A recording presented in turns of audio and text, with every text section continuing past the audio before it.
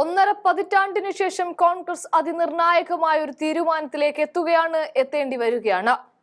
മൻമോഹൻ സിംഗ് ഭരിച്ചിരുന്ന 2009 UPA ഭരണകാലത്താണ് അവസാനമായി കോൺഗ്രസ് ഇത്തരത്തിലൊരു തീരുമാനമെടുത്തതും അതിനുവേണ്ടി ഒരു യോഗം ചേർന്നതും.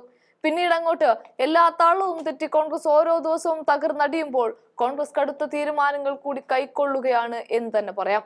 അതിന്റെ ഭാഗമായിട്ടാണ് ഇപ്പോൾ DCC അധ്യക്ഷന്മാരുടെ വിശാലമായ യോഗം ചേരാൻ തീരുമാനിക്കുന്നത്. ഇവിടെ രാഹുലിന്റെ ഒരു വലിയ ഇടപെടലുകളും കണ്ടെത്തലുകളും ഉണ്ട് എന്ന് തന്നെ പറയേണ്ടി വരും. എന്തെന്നാൽ കഴിഞ്ഞ ദിവസമാണ് ഗുജറാത്തിൽ പോയി BJPയുടെ B ടീം ഈ പാർട്ടിക്കകത്ത് വേണ്ട എന്ന കടുത്ത തീരുമാനത്തെ ഗുജറാത്തിന്റെ മണ്ണിൽ നിന്നുകൊണ്ട് തന്നെ അദ്ദേഹം വിളിച്ചു പറഞ്ഞത്.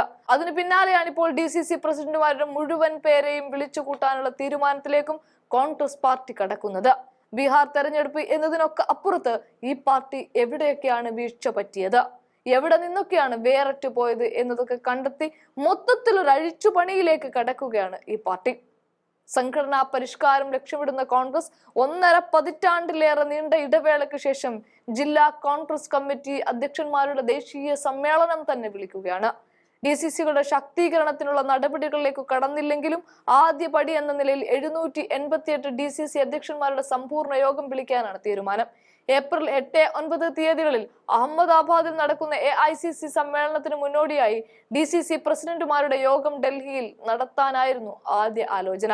എന്നാൽ പല സംസ്ഥാനങ്ങളിലും DCC അഴിച്ചുപണി ബാക്കി നിൽക്കുന്നതിനാൽ യോഗം AICC സമ്മേളനത്തിന് ശേഷമേ നടക്കുകയുള്ളൂ എന്ന തീരുമാനത്തിലേക്ക് എത്തിയിരിക്കുകയാണിപ്പോൾ.